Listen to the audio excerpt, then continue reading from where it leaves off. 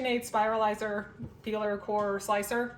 I do this for several of my other things that I do with my garden. But you have to have the KitchenAid, of course. And this is our slicer.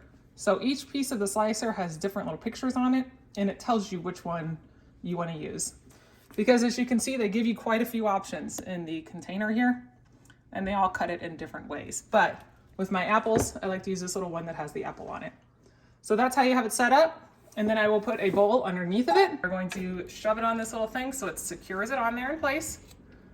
Okay, and then we slide this, the peeler part and the slicer in here close to it. Now our apple is in its place that we need it to be at, and we turn it on. Can you turn it on for me? Me? Yep. Is that the turn on? Okay, and then we just watch as it goes here. And grab this peel so that way it doesn't go back into your clean food.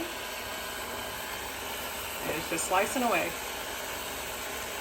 It saves a lot of time by having to not use your knife and slice each one of your apples up. There you have it. So there's all our peel. Here's our peel. So we don't need to have that. Okay, and then here is our apple slices.